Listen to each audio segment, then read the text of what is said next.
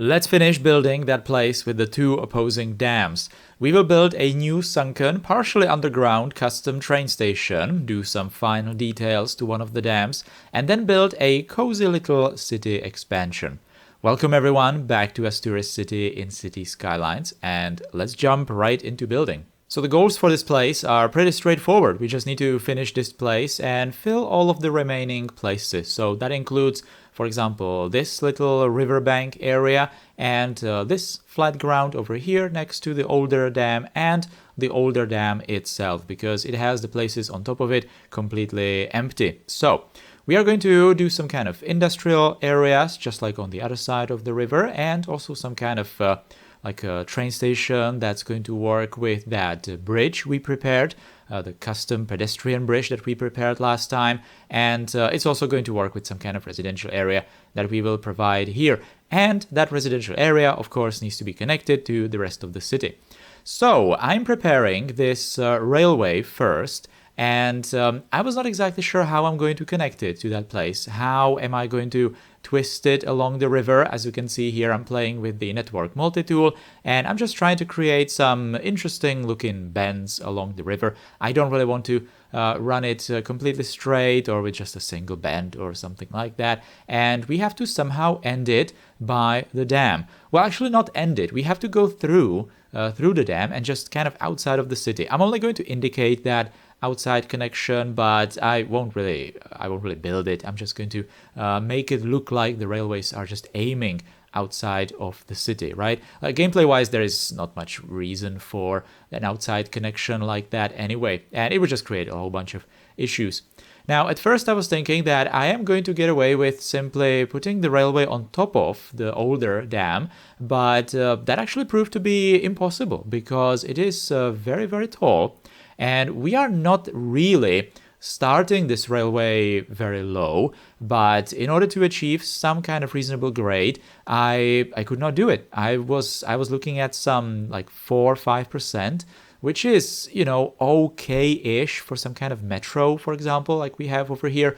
But I really want to think of this railway as some kind of combination, I suppose. Like I mentioned, it's eventually going to lead outside the city as well.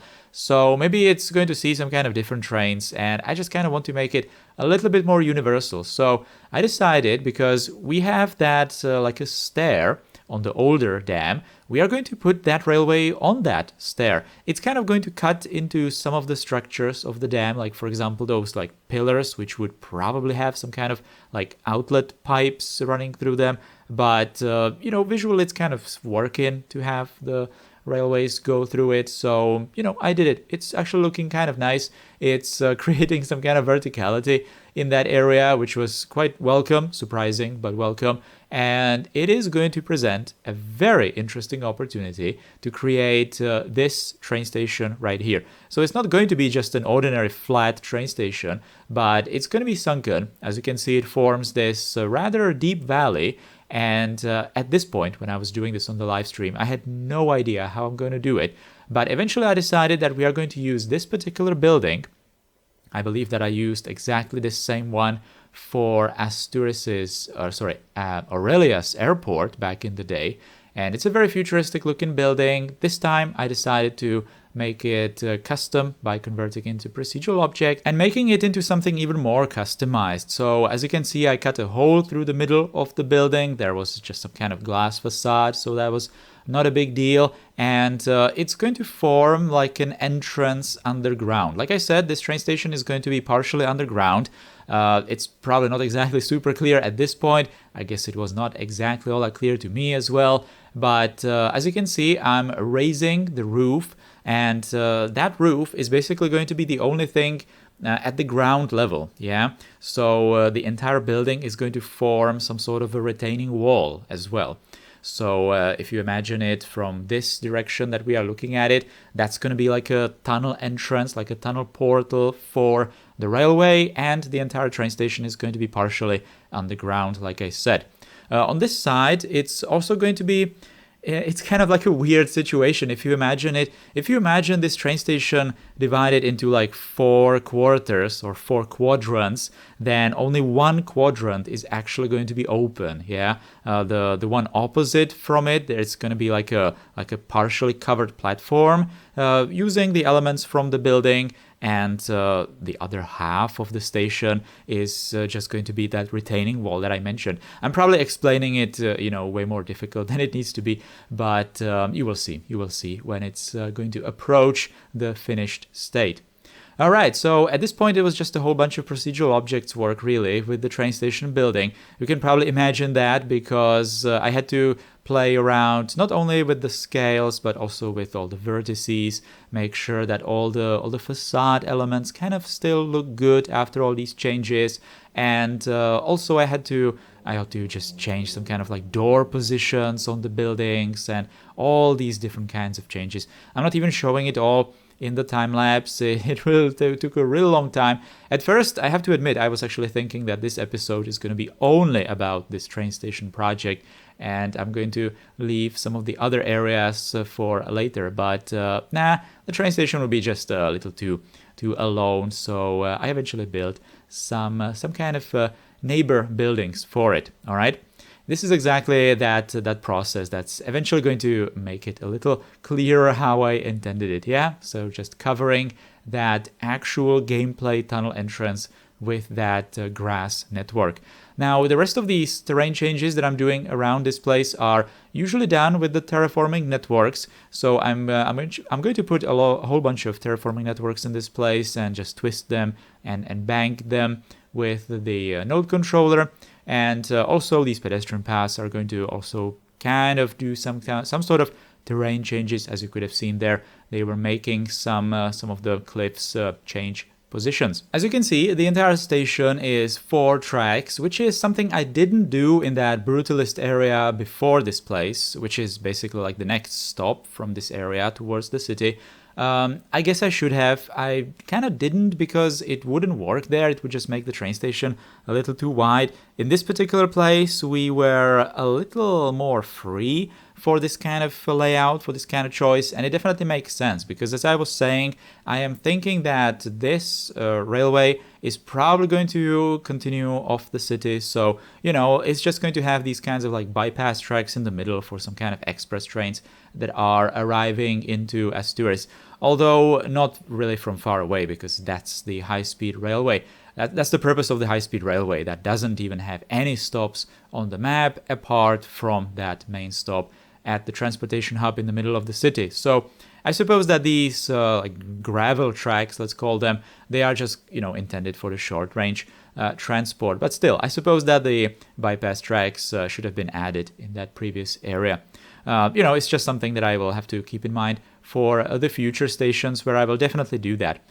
Right, so at this point I already wanted to test if this station is going to work because I am using those single track station tracks, yeah, and also single platform tracks, which means that they only have a platform on one side, which is kind of preferred. Otherwise, people are just going to stand in the air in the middle of the tracks, right? So that wouldn't exactly look that great. But the problem with those tracks is that you kind of have to guess which way they are oriented. Or, well, until recently I thought that that's the only technique that you need to use. But actually, if you're going to place a pedestrian path, a pavement pedestrian path, for example, the vanilla one that I'm using here, like preliminary path that I'm using here before conversion into invisible ones, then it's actually going to create that pavement terrain at the side of the platform. Yeah, so that's like a welcome indication where the platform already is. So if you are doing some kind of custom stations with these single tracks, then you can definitely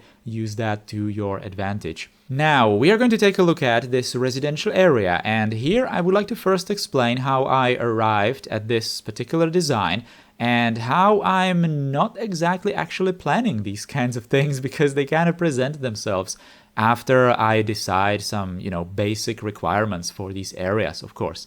And it's kind of going to tie to the overall design of the rest of the city, actually. So it might give you some insight, it might answer that frequently asked question, how I'm planning these kinds of things. I'm actually kind of not all that much, but you will see. Anyway, so what was this starting condition for this particular area? Well, it's completely flat. It's just like a plateau that kind of happened in this place after I've done some of the rivers, the dams, of course. But it's completely disconnected from the rest of the city. It's only connected with the railway, of course, and some kind of a road that I'm going to build later. But it's not connected in a way that it's not like a continuation of any district, yeah? So there's just going to be forests separating it from the main city. So that was kind of pointing towards building some kind of more or less self-sufficient city unit. So, with housing, shops, some kind of jobs as well, and schools and all of that as well. But at the same time, it's kind of well connected to the rest of the city. It's not really like super far away from the rest of the city. So it's probably going to be a little bit more housing heavy. And at the same time, it has the industry right on the other side of the river, connected by that pedestrian bridge from last time, and it's going to have some more additional industry on this side of the river on that older dam. So again, that's kind of putting more emphasis for housing in this particular area. There doesn't really need to be that many jobs because jobs are taken care of in different places nearby. Plus, there is that rapid connection to the city through the railway, which is disconnected from the roads, from anything else. So that makes it, even more convenient. Right, so, okay, so let's build some kind of residential suburb. Now, how exactly I would like to do that, When I was building this, I was kind of doing some more research for Altengrad, for some of the modernist residential areas, the prefabricated panel housing. And I was thinking, maybe, no, we're not going to do that in Asturis. We have to do something a little bit more modern. And we already did kind of like a brutalist housing estate, which is, nothing like the ones we did in Altengrad. And, I was talking about brutalism and blah, blah, blah, how it's not exactly all that. If you've been watching the Altengrad series, then you know that. Whatever, I digress.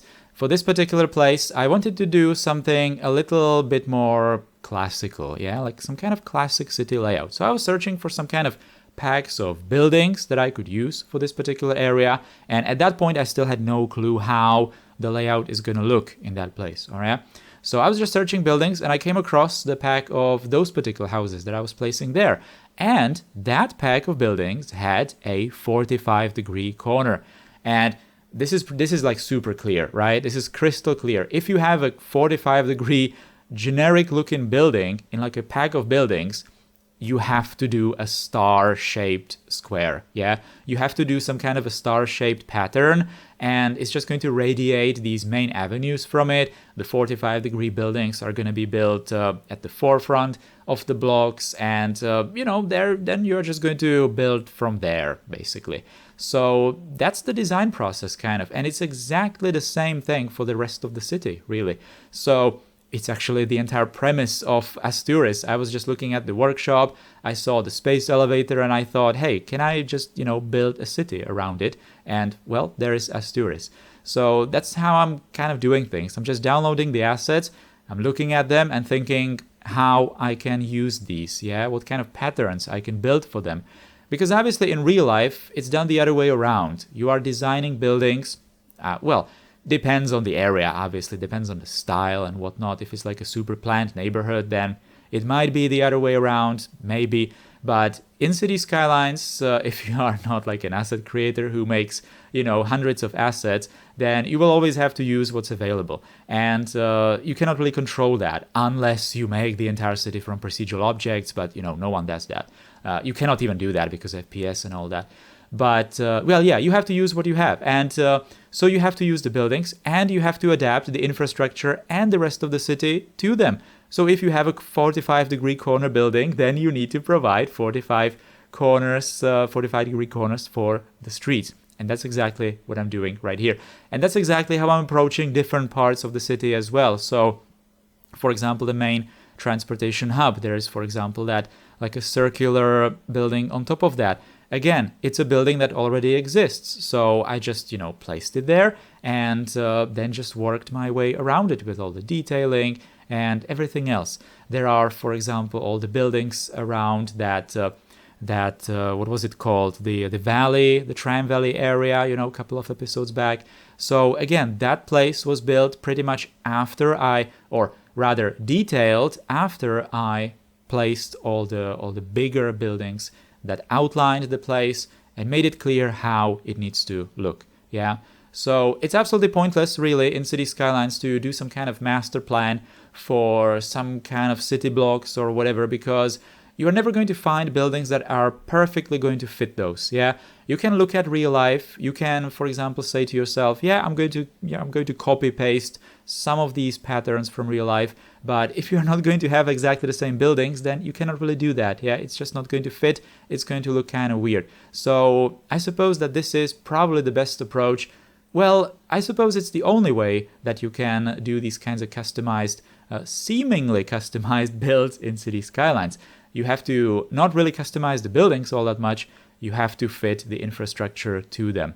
And, well, that's kind of the lengthy story how I arrived at this particular design of this particular area. Yeah, so the 45-degree corner buildings, those are just making it all possible. Now, obviously, if I had only the 45-degree corner buildings, it probably wouldn't work, because it wouldn't work with the rest of the buildings from that pack. But since there are normal linear buildings as well, it can work. If I only had the 45 degrees, I would probably place them just here and there. I would probably just place it on like a single intersection that would just have like maybe an alley with 45-degree corner, but not really the entire layout like this. Yeah, so again, another like an example how downloading something from the workshop just shapes the overall design. Oh yeah? So that's kind of why it's important to not really go after specific assets, yeah, but just try to download from the workshop some interesting buildings, interesting shapes. I'm especially going after any kind of building that has non-standard footprint, like just there. I believe that's building from Dresden in real life. It's like an office park, which is formed into like a U shape, but not a perfect one. One side of it is a little bit angled, which is amazing. That building can be used in billion different ways, more interesting than a simple 90-degree corner. It's exactly the same story for that Swedish, I believe, cinema building that has the circular, like a cylindrical corner, yeah, that can be placed again on like a circular street. It can be placed on a square with some kind of non-standard angle. It can be used in just different ways, many different ways. Yeah, on its own, obviously. There is the option of combining buildings into different shapes as well and all of that. But that's, I guess, a little bit more advanced, and it's not exactly all that super obvious at first. But yeah, like I say, if you just download like a circular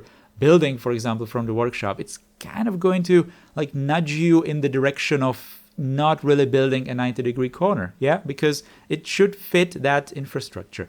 Well, anyway, that was like a lengthy explanation of of the overall process, I suppose, of not only this area but also some other places around the city that I was building in the past and I'm going to build in the future as well. Yeah, so it's all about the assets, really. Now, let's take a look at how this place is supposed to function. So, as you could have seen, I used some kind of cobblestone or tile roads for the center of this district, or for the inner parts of this district.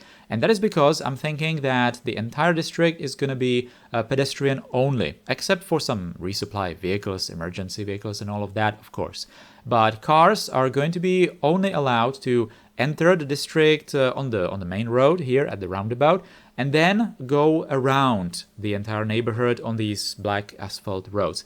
And citizens, if they own cars, they will just park them in these underground parking garages that are just going to be all around the perimeter of the area. Yeah, something like that. Now, by the way, I was recording this video before the intersection marking tool update was there that brought the decal fillers. Yeah, so yeah. I was doing that central square, the central area, the star area, with procedural object decals, just like in the old times, I suppose. But yeah, these days with intersection marking tools, that would have been just a couple of clicks. Yeah, like I said, I recorded it some time ago. When I looked at it, when I was editing this, I was like, oh my god, what am I doing here? This would have been so much easier these days, but well, back in the day we had to do these kinds of painful solutions, but well, at least we have it now. Yeah, that's much better for the future project. Well, anyway, so yeah, the place is pedestrian only. As you can see, I also used intersection marking tools to create some heavy details, heavy decorations on those streets. So lots of trees, of course, benches, street lights, bins and all of that, some kind of planters as well. And on the perimeter of the area, there's the black asphalt road. It actually looks visually also kind of okay, because it just creates that outline, visual outline of the area, while there is a completely different color on the surface in the inner parts. So that's also, you know, a welcome thing to have in this place. It's just something different from the rest of the city again. Now, I'm going to move and do this second industrial zone on this older dam. I'm mostly going to be skipping through this because it's nothing special, to be completely honest with you. It's just some kind of a little grid on the side of the reservoir and some kind of industrial buildings. That's it. I didn't really want to do anything super special there to not really take attention away from this residential area. There are going to be some of the office blocks as well on the side, so they are not really disturbing the cozy feel of the mostly residential districts in the center, and they're also accessed by the cars a little freely, you know, on the side. So if people are working there but not living in this district and they decide to arrive by car, then they can definitely do so. But obviously preferred is the train. That is the centerpiece of this entire district. There are going to be these pedestrian connections, so this one is going to go to the older dam. It's just going to be like a shortcut for the people living in that district or arriving by train. And obviously to the other side of the river, there's that bridge that I mentioned already like 10 times today that we built in the last episode. Now, also from when I was building these dams, I prepared some kind of wires to go up here. The real-life Canadian dam has some kind of substations, you know, like all these wire things, transformers and all that. I do have some like props for creating those places, completely custom, completely from scratch. I just did not really want to be completely honest. I just wanted to use that already finished asset, not really sure what it's called, and, you know, place around some of the industrial buildings, make a little bridge there over that canal, stretch some of the wires kind of decoratively going up the hills, and that's it. Yeah, I really just wanted to be done with it. By the way, this kind of industrial detailing, I suppose that this is the first time I'm doing it.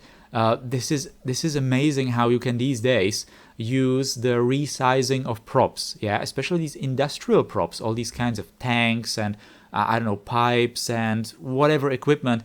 That's amazing. That's just opening a whole new world of possibilities when it comes to detailing of these like technical areas. Yeah, I really wish I had that when I was in Asturis doing some of the earlier details of the super high density blocks, where I could, for example, resize all the ACs and all the air ducts and everything.